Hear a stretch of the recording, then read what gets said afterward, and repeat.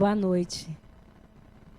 Boa noite também aos amigos, internautas que estão nos assistindo. Eu gostaria de começar essa nossa conversa, fazendo um pequeno exercício com vocês. Então, eu gostaria que novamente, como você estava em atitude de oração, ficasse também de olhos fechados, mas de forma consciente.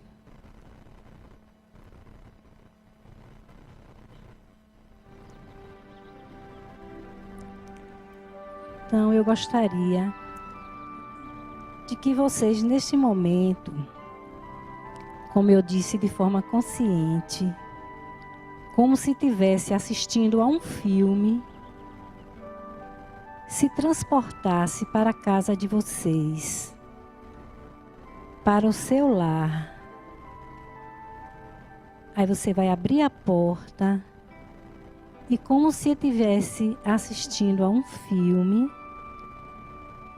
vá percebendo cada pessoa que faz parte da sua família e do seu convívio familiar. Observe cada uma delas, inclusive a você mesmo.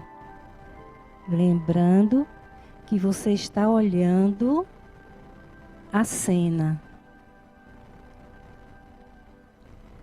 Veja cada pessoa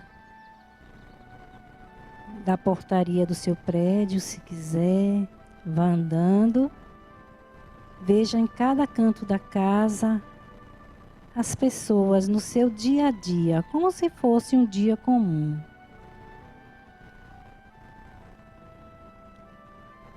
Agora, dessa mesma forma, eu gostaria de convidá-los a irem até o seu trabalho.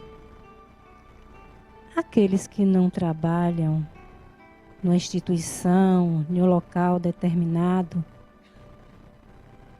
façam naquele local onde você passa essas 8 horas do dia em que as pessoas estão trabalhando. Entre no seu local de trabalho.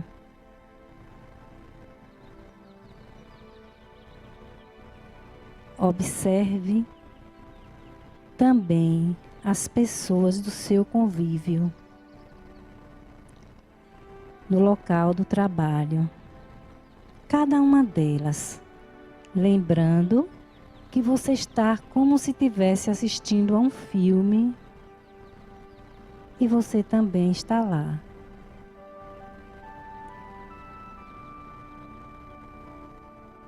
Agora que você já olhou, viu cada uma delas, observou o que estavam fazendo,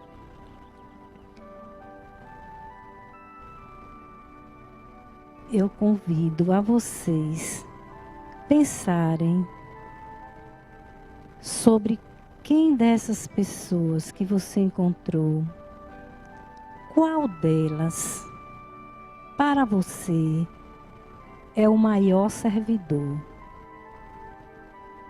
Seja na sua casa, junto com a sua família,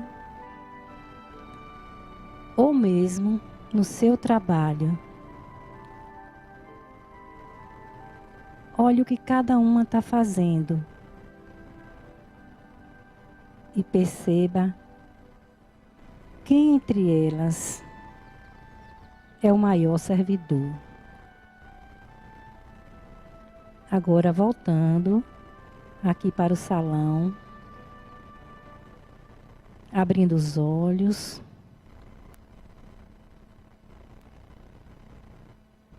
Vamos começar a conversar sobre o que perguntamos. Então, o tema da nossa palestra hoje é o maior servidor.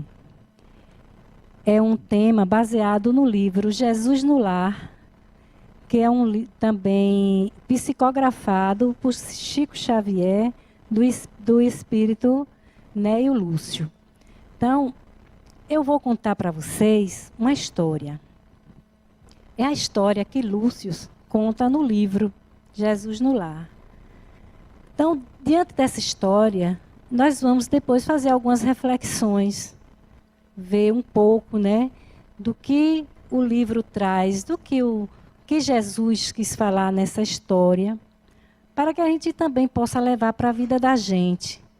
Que o importante seja de uma história, seja de um momento de reflexão, de uma palestra, o importante é que algo a gente consiga tirar, né, extrair, para levar para a nossa própria vida. Então vamos lá. Eu vou contar a história para você. Jesus, um dia, como sempre, no convívio familiar, ele gostava de ficar próximo aos discípulos, às pessoas de sua convivência. E em uma dessas reuniões, ele estava sentado e Filipe estava lá junto com ele. E Filipe perguntou para Jesus o que eu perguntei para vocês, só que mais intensamente. Ele fez: Jesus, qual dos homens, quais os homens que na terra, qual o homem na terra que é o melhor servidor para o Pai? Entre os homens da terra, quem é que melhor serve ao Pai? E Jesus parou, diz que silenciou e ficou a pensar na pergunta de Filipe: quem entre os homens era o maior servidor do Pai aqui na terra?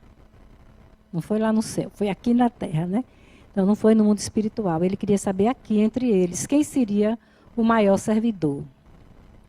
E Jesus começou a contar uma história. A história que Jesus contou foi a seguinte: que um dia tinha um campo extenso em que uma multidão se aglomerava, muita gente aglomerado naquela localidade, quando chegou um guerreiro. O guerreiro vinha cheio de espadas, cheio de medalhas, e ele começou a convidar aquelas pessoas a fazerem, a trabalharem e cuidarem de sua defesa. Então, o guerreiro começou a chamar as pessoas a aprenderem a se defender.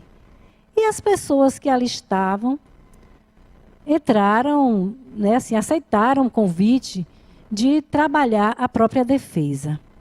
E ele, cheio de armas, de medalha, começou a ensinar as pessoas, e eles começaram a dar saltos mirabolantes, começaram também a corridas, a fazer corridas que muitas vezes perigosas, começaram a trabalhar a defesa. Aí começaram também, com as espadas, a procurar a se defender. E nisso, eles passaram o tempo só lutando para aprender a defesa, e perceberam que aquilo não estava adiantando muita coisa, que para a comunidade não estava adiantando muita coisa. E eles estavam perdendo muitos jovens, porque não tinha proveito, porque não existia guerra. A guerra não era uma guerra provável, eles não tinham certeza que ia acontecer, e estavam lutando, perdendo vidas, e nada acontecia, nada melhorava naquela comunidade. Então, aquele guerreiro acabou que perdeu, como a gente diz hoje, perdeu a graça e foi embora. Daí apareceu um grande político. Aí o político veio, cheio de códigos, começou a dividir a massa em partidos, começou a colocar as pessoas uma contra as outras, os jovens contra os velhos, os ricos contra os pobres, e começaram as pessoas uma grande competição, uma corrida, até muita por conta da questão material. E eles começaram a se desentenderem, e o político começou a acirrar o ódio. As pessoas começaram a se desentenderem, a ficarem inimigas, começaram a se dividirem, a ficar grupos A contra grupo B. E o político, quando viu ele fez aquele movimento no povo e que não estava adiantando muita coisa, a não ser as pessoas começaram uma competição que não era saudável. Ele deixou as pessoas ali daquela comunidade e foi embora, deixando aqueles colaboradores dele, cheios de ódio, de rancor, sem propósito definido. Então, ficou uma situação muito, muito ruim.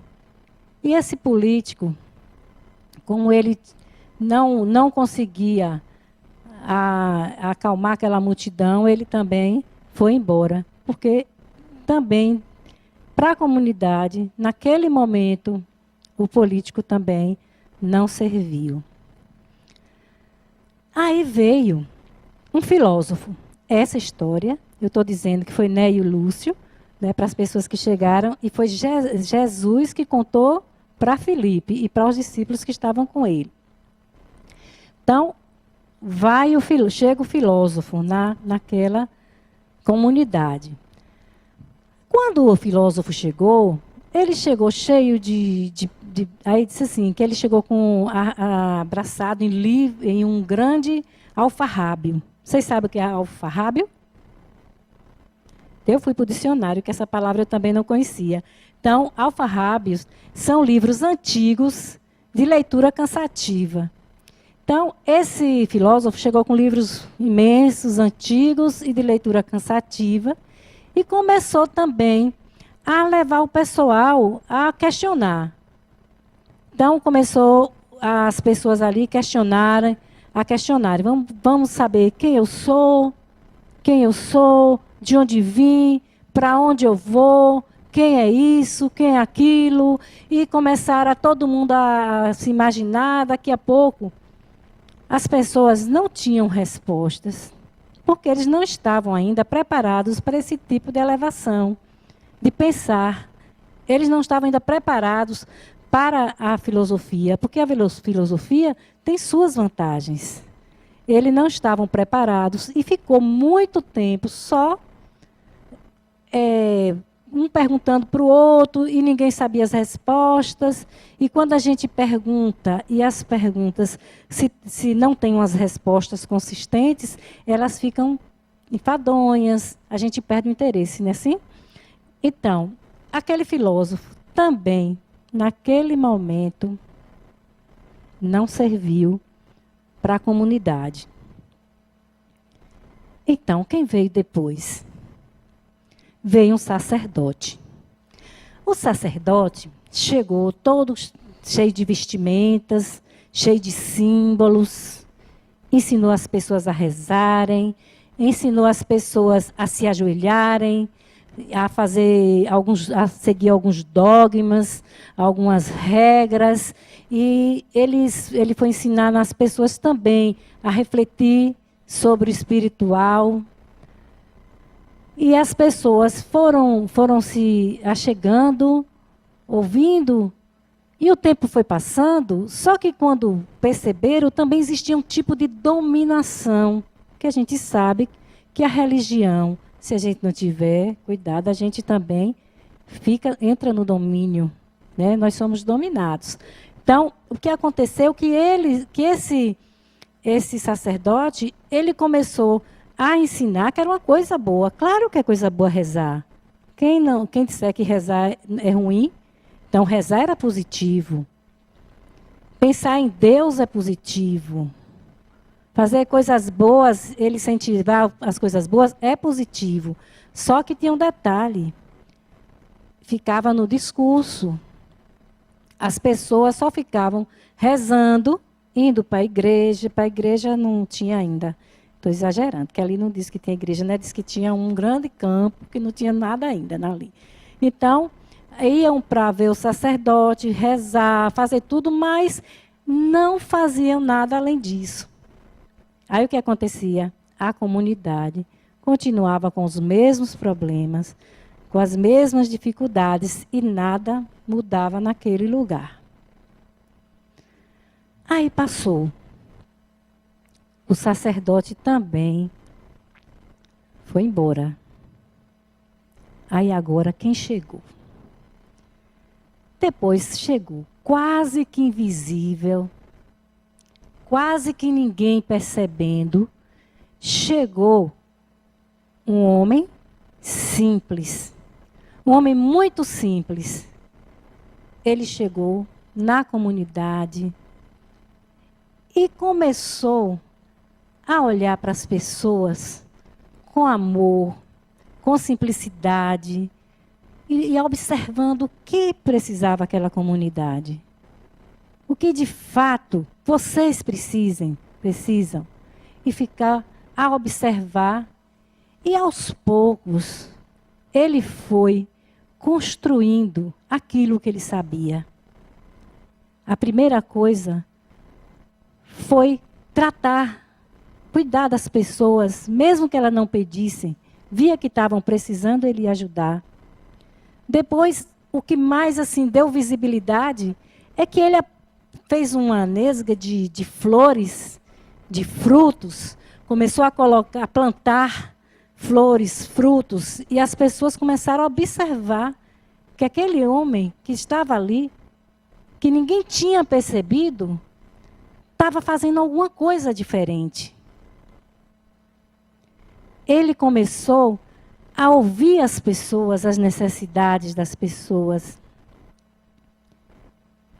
E ouvindo a necessidade, começou também a contar suas experiências.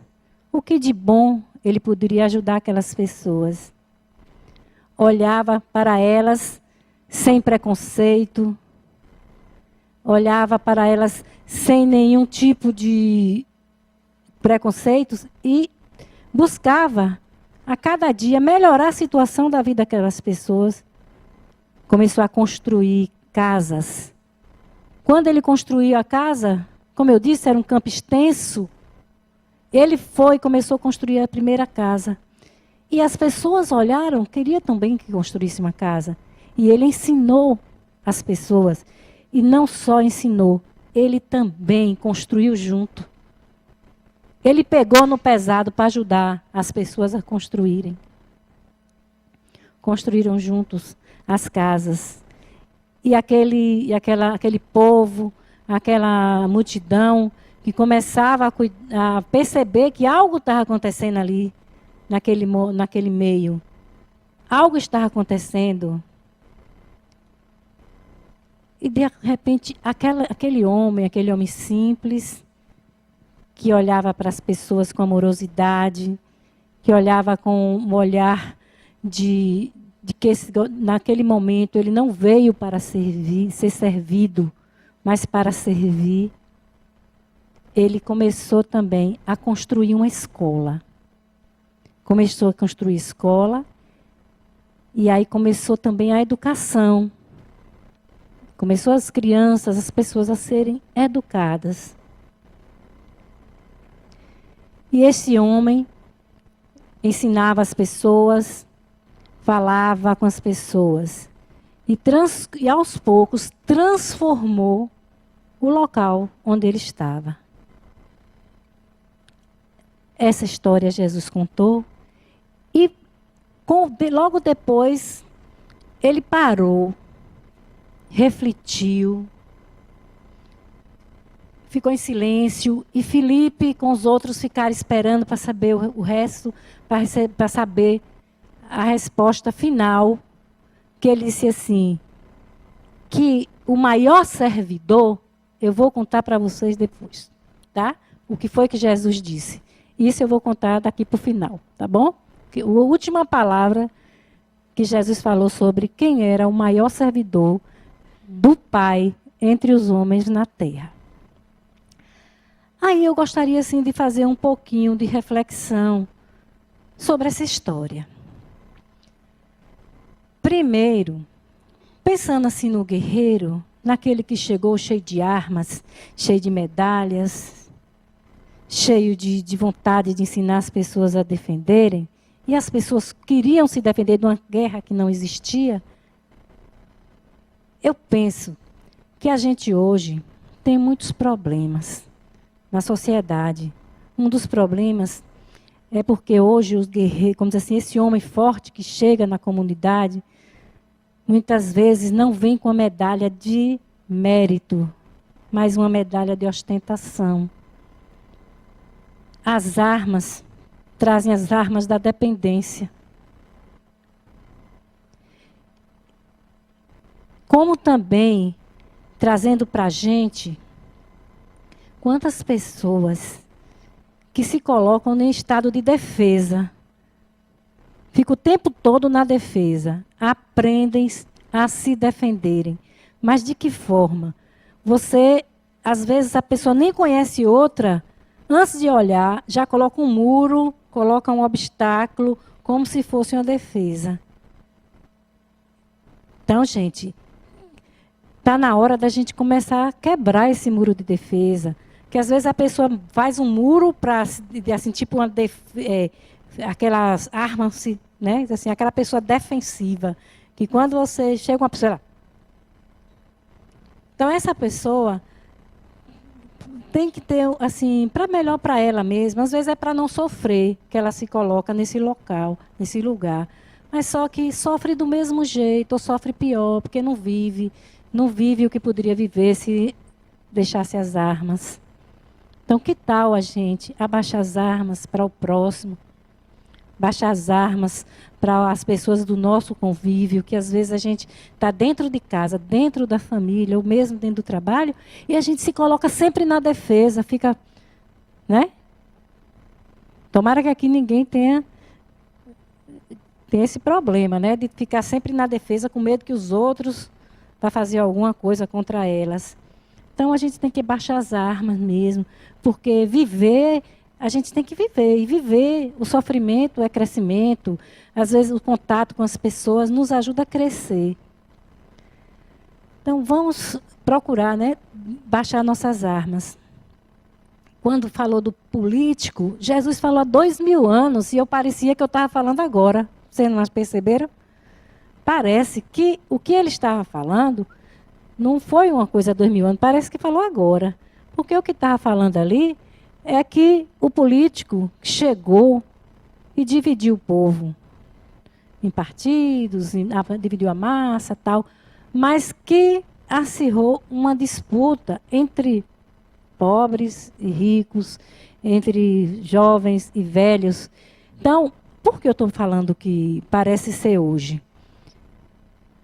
Agora, a gente, no momento recente, o que eu mesmo passei uns dias sem ver Facebook. Porque antes eu gostava muito de estar olhando ali o que está acontecendo com os amigos. Mas só que esse negócio de zap é muito mais rápido, eu deixei até um pouco a internet.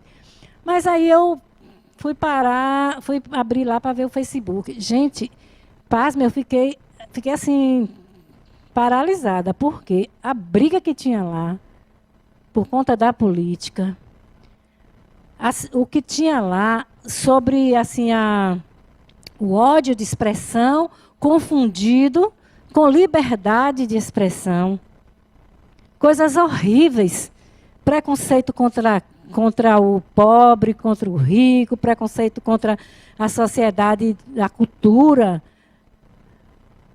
O que falavam de nordestinos, né, de nós.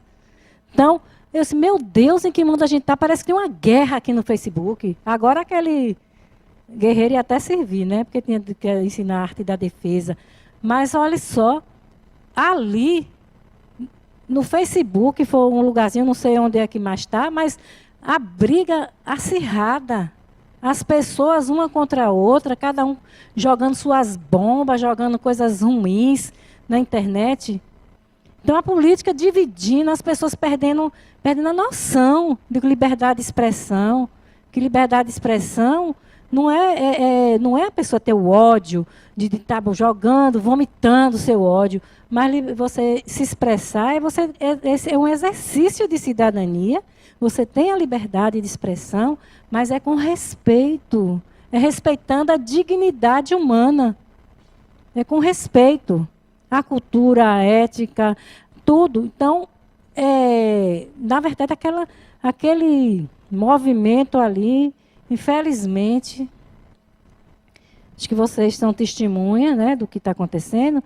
E é um momento desse que nós, espíritas, devemos estar atentos. Assim, ó, gente, se aqui tem trevas, vamos colocar nossa luz. Vamos começar a colocar palavras de amorosidade, palavras de bondade.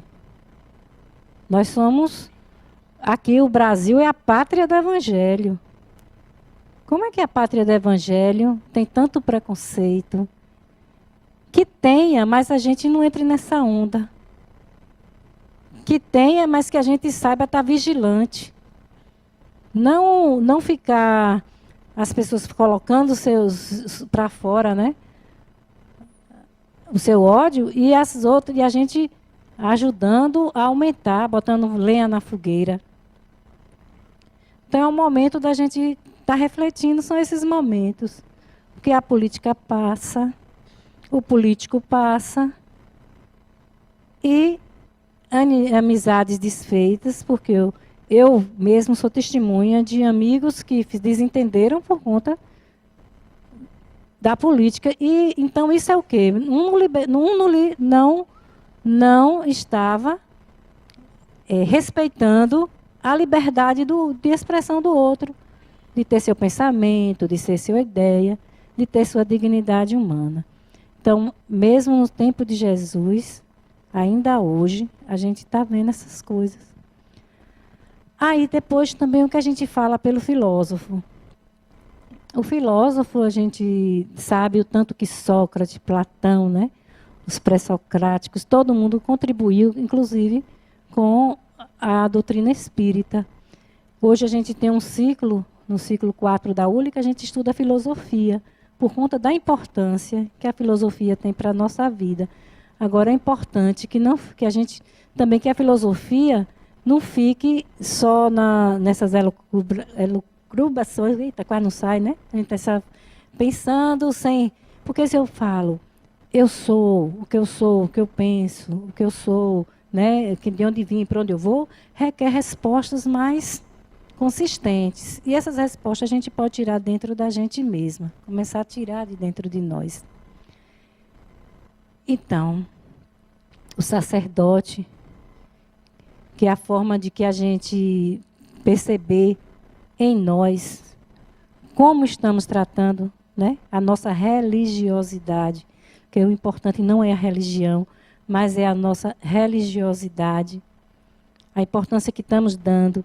Se estamos igual aquelas pessoas que só estavam lá para rezar, mas não praticavam, não olhavam para o outro, para a sociedade, para a ajuda ao outro. Porque tem pessoas que podem vir para a igreja todo dia, podem vir para o centro todo dia, mas quando é para ajudar alguma coisa, ó, escorrega na gamela. Então, a gente tem que estar pensando até que ponto o que está acontecendo com a sociedade está me preocupando.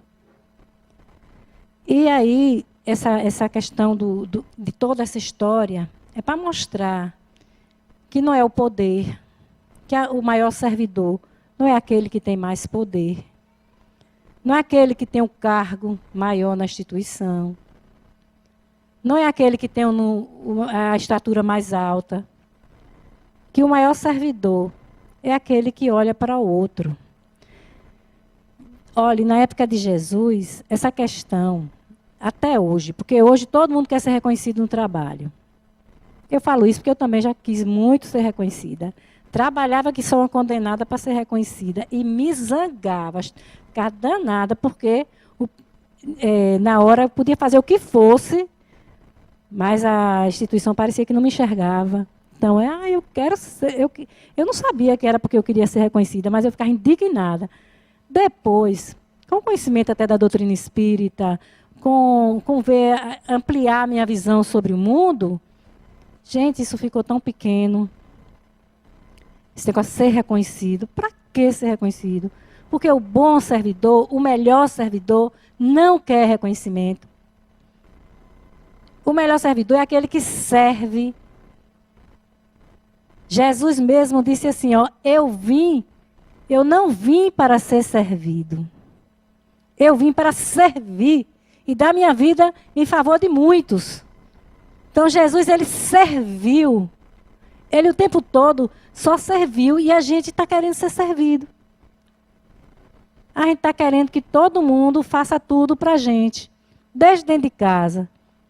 Que todo mundo faça, que a gente encontre tudo pronto. Não quer se mexer, não quer se movimentar. Até o trabalho. De quer ser o melhor. Para que ser o melhor? Ser o melhor por vaidade. Existe uma diferença, né? De ser o melhor como o maior servidor, aquele que serve, que olha para o próximo, que olha para si mesmo, que tenta melhorar a situação, a vida do outro, a própria vida e a vida de quem está ao seu redor. É uma coisa. Então, o maior servidor faz como Jesus, que serve. Essa questão de ser servido é muito antiga. E ainda hoje, né? É muito atual. Tanto é antiga como é atual. Porque na época de Jesus, olha só quanta coisa aconteceu. A mulher dos filhos de Zebedeu, diz assim no Evangelho, a mulher dos filhos de Zebedeu.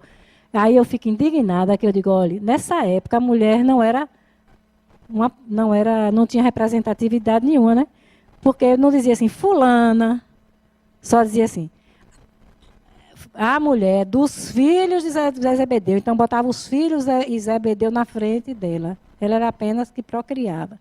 Então, essa senhora, mesmo assim, mãe, como toda mãe, preocupada com o filho, chegou para Jesus e perguntou a Jesus que se Jesus deixava que os filhos dela, serão 2, que de quando ele fosse para o pai, se ele permitia, que ela queria que os filhos dela ficassem um à direita de Jesus e outro à esquerda.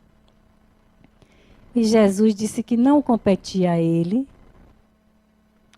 colocar ninguém à direita nem à esquerda. Isso não é, como aqui nessa, assim, QI, quem indica. Jesus não ia indicar. Então isso aí é merecimento. Então só o pai que poderia ver quem poderia ficar ao lado. E essa questão também de querer ser o primeiro, está no Evangelho, no capítulo 7. Bem-aventurados pobres de espírito, que fala sobre a humildade.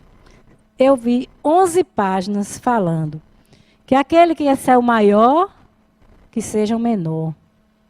Aquele que quer ser o primeiro, que seja o último. Que aquele que quer ser o primeiro, se você sentar sem ser convidado e nos primeiros lugares, Jesus disse que você pode passar vergonha. E é verdade, né? Que pode chegar alguém e dizer, oh, por favor, levante, porque o doutor fulano de tal é que está nesse lugar. Olha a vergonha. Então, ele disse, cuidado. Cuidado quando não sente nos primeiros lugares. Não queira ser o primeiro dessa forma, com orgulho. Queira ser humilde.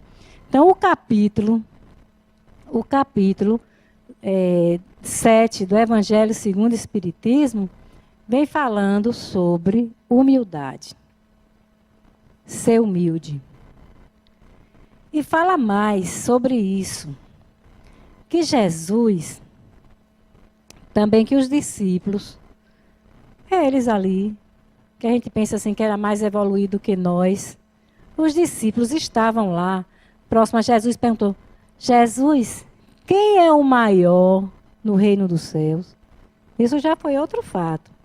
Quem é o maior entre aquele, entre nós também? Quem é o maior do reino dos céus?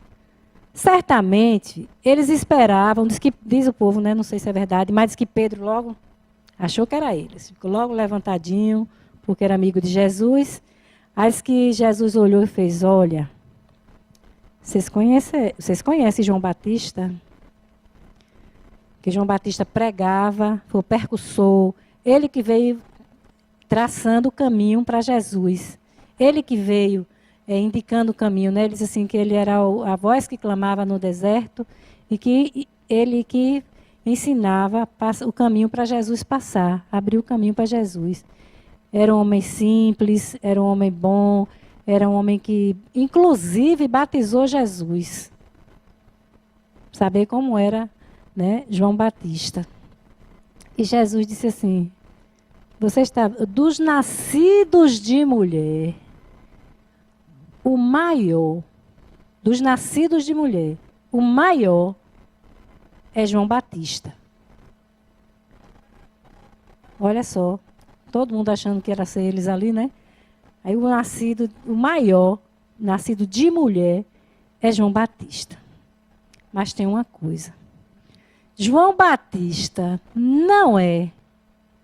ele não tem o mérito de calçar, fechar alpargatas do menor do reino dos céus. Então, apesar dele ser o maior entre os nascidos de mulher, quer dizer, o da terra, ele não era digno de fechar, né? De tocar nas alpargatas do menor do reino dos céus. Então, para a gente ver que quanto de vaidade a gente tem, né? De quanto orgulho. Então, o que a gente está trazendo aqui essa noite é que para que a gente... que essa questão de ser perfeito não é da noite para o dia, mas que nós podemos, a partir de agora, começar a perceber em nós aquilo que podemos modificar, aquilo que podemos transformar. Então, nós podemos procurar em nós mesmos o que é de fato que eu posso melhorar a vida do outro, dentro da minha casa. O que é que eu posso fazer para melhorar a minha própria vida e a vida do outro? Como eu posso servir? Amanhã faço um exercício de não querer ser servido, de querer servir, de querer ajudar. É tão bom quando a gente toma essa decisão de fazer algo. Não precisa você ser convidado a fazer. Toma essa iniciativa de fazer algo por você mesmo e pela comunidade, ou pela a própria comunidade, a própria família. Agora eu vou dizer. O que Jesus falou assim para aquele pessoal lá, né, na história que ele vinha contando, Jesus falava que, na verdade, todos os homens que trabalham no bem, que ajudam no corpo, ajudam a trabalhar no corpo, ou aqueles que trabalham a mente, todos são colaboradores de Deus, todos são bons servidores. Mas o maior servidor entre os homens, para Deus, o maior servidor é aquele que educa o espírito. Então, como aquele homem simples que chegou naquela comunidade, ele não precisou, aquele homem, né, que a gente viu lá, o espírito dele de colaboração, de educação, fez que tudo se transformasse sem pegar em arma, sem o discurso, sem as imagens, certo? Então, ele não precisou da política, não precisou de nada. E, no final, a política ajudou. O sacerdócio também é bom. O filósofo também teve suas vantagens. E o sacerdócio também é útil. Então, quando a gente procura fazer o bem, porque, na verdade, tudo isso que a gente conversou aqui, resume também em prática. Porque a gente tem muita teoria, mas o importante é a prática. Né? Então, aqueles homens todos vieram cheios de poder, cheios de discurso, cheios de armas, e quem transformou aquela comunidade foi alguém que veio com simplicidade, mas que, de fato, não ficou no discurso. Ele agiu. E isso de teoria e prática, às vezes as coisas ficam uma distante da outra. Não é? Um pouco distante. Que a gente tenta até praticar, não é? Aquilo que a gente fala. Mas a gente não precisa também ficar preocupado, nem cheio de culpa, porque eu não consegui fazer aquilo que eu gostaria de fazer. Porque o primeiro passo é a gente ter consciência do que a gente precisa fazer. O primeiro passo é ter consciência do que a gente pode transformar. do que a gente pode ajudar, do que a gente pode educar. A educação do espírito. Jesus disse, o maior servidor é aquele que educa o espírito. E nós podemos nos educar, somos espíritos. Cada um pode educar a si mesmo, começar por si mesmo, procurando nas mínimas práticas, nos mínimos gestos, o que é que eu preciso modificar, o que de fato preciso transformar na minha vida. Não ficar preocupado em apontar o outro, os erros dos outros, mas servir. Porque entre prática e entre a teoria e a prática, existe uma coisa muito larga. Inclusive, eu lembrei agora que tem uma história, né? Eu não sei quem contou, nem de quem é, mas falando sobre isso, diz que um rei que tinha muitas riquezas, tinha riquezas em abundância, que esse rei, ele era muito apegado às coisas, ele gostava muito das riquezas que ele tinha, e além de gostar, ele era apegado, porque ter riqueza não é problema. Mas o problema era o apego que ele tinha. Aí o que aconteceu? Ele convidou um monge para ajudá-lo a desapegar-se. Então, o monge convidou o monge a vir para a casa dele para ajudá-lo. E esse monge, a única coisa que esse monge tinha era uma cuia. O rei tinha todo o reinado, tudo ali, a casa dele maravilhosa, com toda a fortuna, e o monge só tinha uma cuia. E ele convidou. E o monge foi para a casa dele e ficou meses e meses ajudando que ele se desapegasse, que o rei aprendesse o exercício do desapego. E o rei foi aprendendo, eles ficando amigos, e vamos ficando mais um tempo, E o rei, só naquele desejo de desapegar-se, aí continuou. E ele foi, aos poucos, se desprendendo, né, dos bens materiais, foi se desprendendo. E o que ocorreu é que um dia ele disse assim, olha, monge, eu já estou pronto. Eu não tenho mais, está tudo legal, está tudo bem. Aí o monge, que bom, mas vamos, fica mais uns dias aqui em casa. Aí ficou. Aí o monge resolveu passear com o rei. Aí foram passear. Na volta, quando eles deram conta, o palácio estava pegando fogo. O povo todo já estava lá de fora, não morreu ninguém. E o palácio lá pegando fogo. Aí o monge, o rei fez assim, olha, tá, graças a Deus que ninguém morreu, tá todo mundo bem aqui. Aí o monge gritou lá, ai meu Deus, minha cuia, cadê minha cuia? Ele, o que é? É a única coisa que eu tenho, minha cuia. Aí o rei ficou, não entendeu. Então, o que é que a gente tira daí? Teoria e prática. O monge soube ensinar o outro a desapegar-se, mas ele não desapegou. Ele estava o outro tinha a teoria, o monge tinha a teoria, e o outro aprendeu a teoria e a praticou.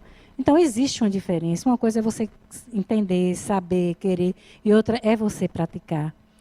Então, amigos, olha, a mensagem de hoje é que a gente tente ser esse melhor servidor, não o melhor da empresa, assim, em termos de o maior da empresa, de ter o maior cargo, que seja, que tenha, mas que a nossa vibração seja uma vibração de amor, uma vibração do bem, de querer fazer bem ao outro, de querer servir, se colocar nesse lugar, não de ser servido, mas de servir. E assim, buscar a nossa melhora sem pressa. E que aqui, a gente, a partir também, não é a primeira vez que vocês devem estar falando sobre isso, com certeza, mas eu gostaria muito que houvesse uma reflexão, que aquele exercício que a gente fez no início não ficasse só aqui, que a gente comece a pensar de fato e fazer e tentar praticar aquilo que a gente teoricamente tem vontade, que é amar, que eu sei que todo mundo aqui deseja amar, deseja o bem, tem esperança e deseja vibrar no bem. Vibrem até por aqueles que vos perseguem, não é isso que Jesus diz? Orai pelos que vos perseguem, orai pelos aqueles que vos maltratam, porque assim a gente vai mudando a nossa vibração e vai ajudando aqueles a quem a gente chama de obsessores. Às vezes a gente, com o obsessor, não quero conta, ora por ele também, não é? Orai pelos vossos inimigos, fazer bem aos que vos maltratam. Então, muita paz para todos e muito obrigado por hoje.